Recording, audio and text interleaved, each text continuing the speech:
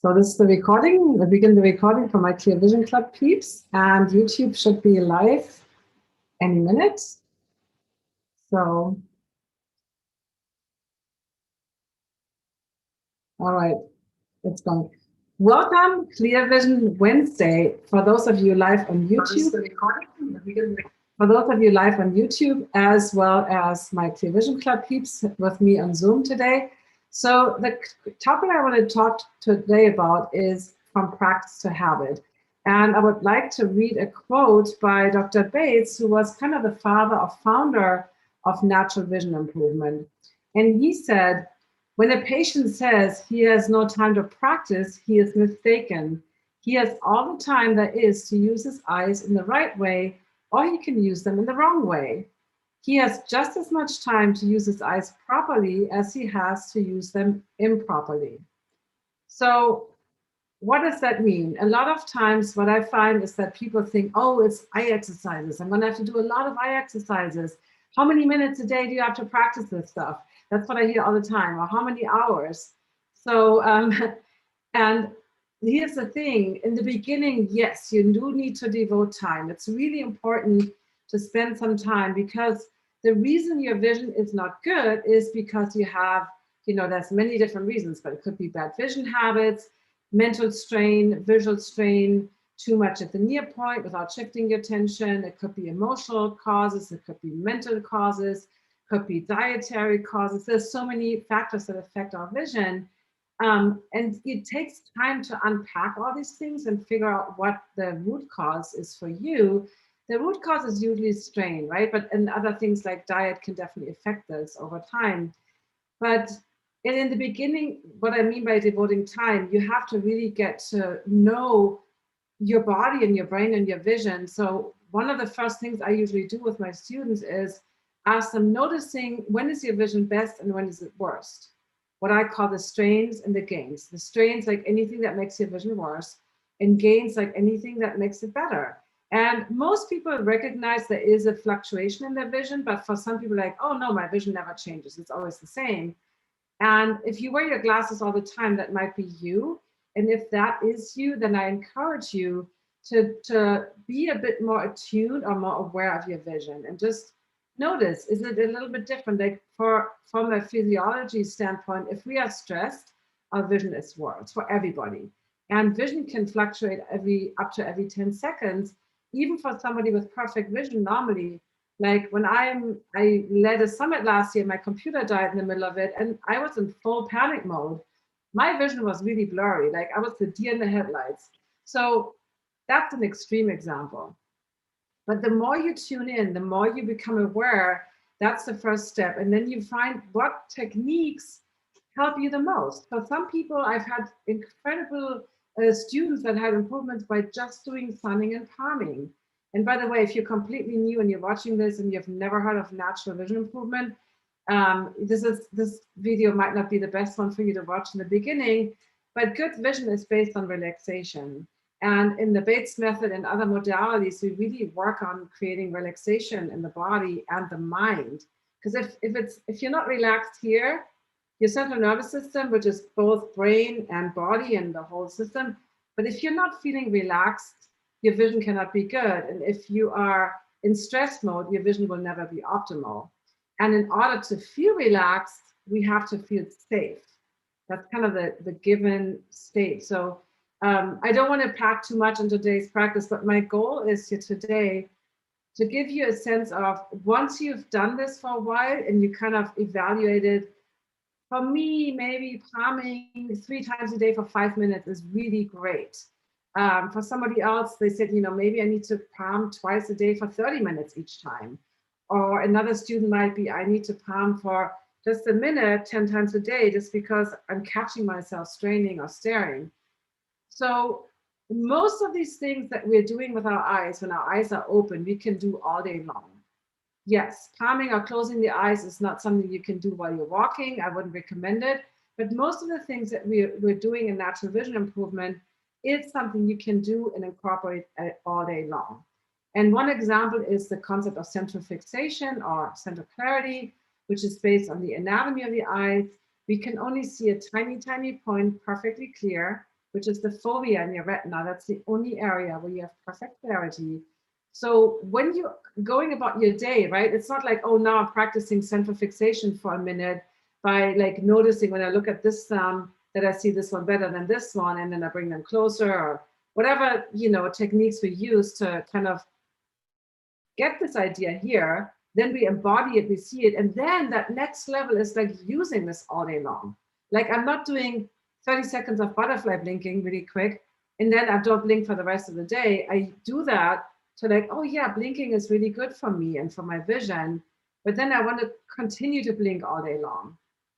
So I hope this makes sense.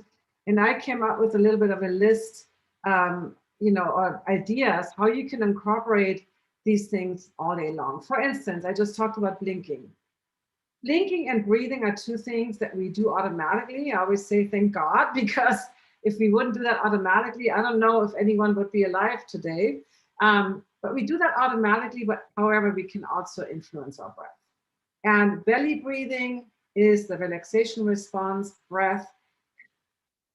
This up here is either you're running really hard, you're running a marathon, that's a different story. But if you're sitting at your desk and you're like, you have the shrugged shoulders or you have a lot of tension up here, that's an indication that you are using chest breathing, which is a stress-related breath outside of actively performing.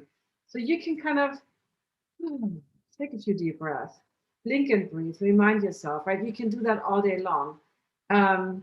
You can do, for instance, sunning and palming, which I mentioned. Palming is, you know, the iris, or sunning when you're in the sun and you turn your head side to side, which feels really good on the eyes, and the cone cells need that, and you can even blink your eyes open. Yes, you can do sunning when you go on a walk and you don't have your sunglasses on, which I recommend, or just wear a hat, right? That's a good way.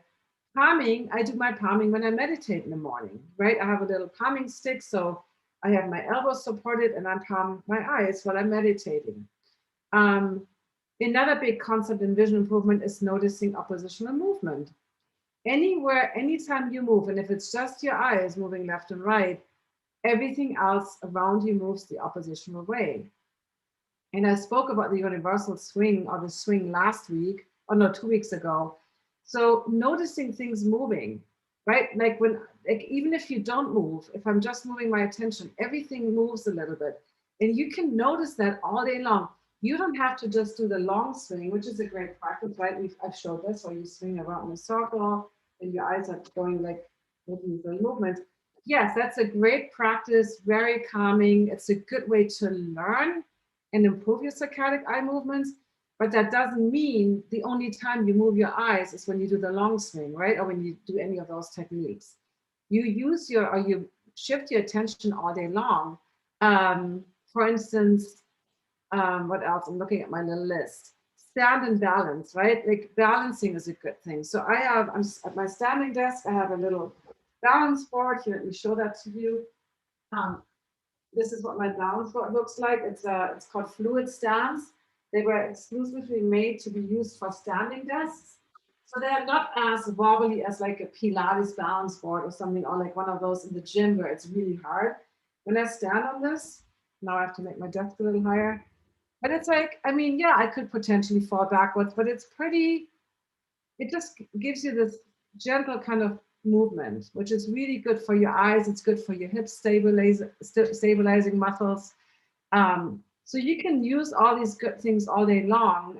Maybe you skateboard, but getting more into balancing, that really helps your vision, making it a little bit more challenging.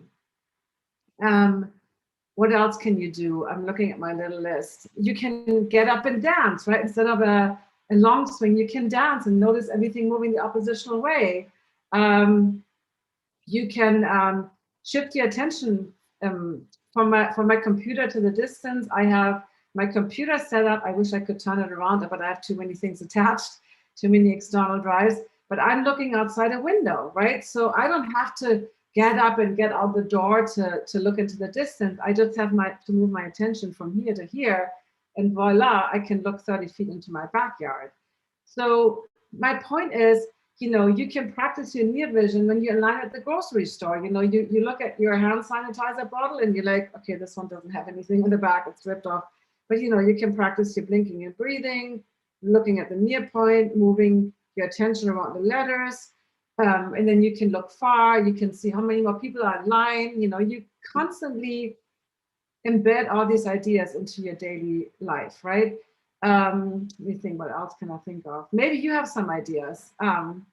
You can practice dim light reading, right? Turning off the lights in the house, or night vision. You can practice that at home. You can turn the lights off and notice how your rod cells get adjusted to the darkness. Take them a little bit a while, and just practice your night vision at home, or maybe in your yard if you have a yard, right? Don't get a flashlight out.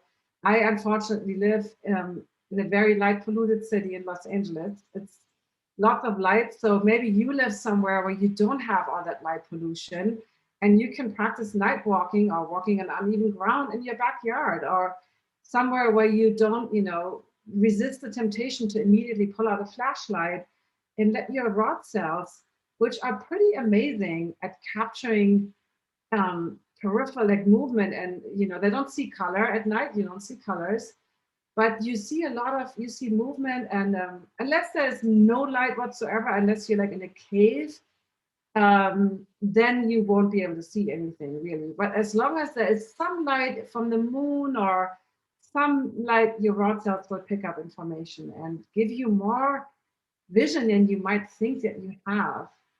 So I hope this is helpful. I'm looking on YouTube. If anybody has any questions, you can definitely comment.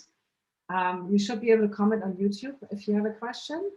And otherwise, yeah, that was kind of really my point today. It was really about, don't yes, that's like, let me compare it to maybe eating. When I changed my diet, when I became a vegan and I started measuring my blood sugar and I was just eating healthier, oh my God, I had to learn, how do I make a vinaigrette without oil? Or how do I, make this chili, vegan chili without cheese or sour cream or whatever, or meat in it. So yeah, in the beginning I had, recipe books, and I kind of learned this, and I had to be at the store. I had to learn how to read labels, and it took a little bit more time and effort, but once you get that down, then it's really just applying all these things automatically all day long. I hope this makes sense. So I don't see any questions on YouTube. So I will stop the live share to YouTube now because there is no questions. You can always ask questions in the comments on YouTube after the live is over, and I will go and look and answer any questions that you have. So please feel free to comment under the YouTube video if you're not in my Clear Vision Club. And if you are in my Clear Vision Club, you get to talk to me on Zoom right now. But for those of you on YouTube, you can comment later, since I don't see any live comments. Okay, I will end.